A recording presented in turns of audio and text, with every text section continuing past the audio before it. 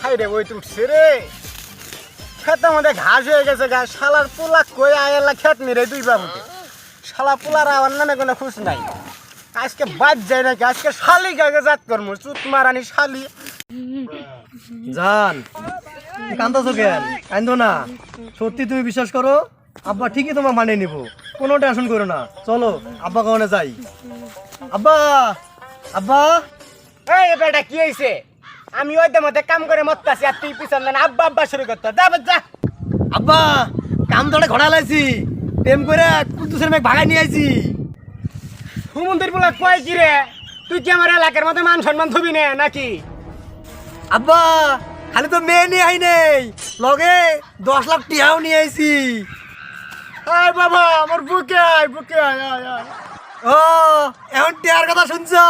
দাম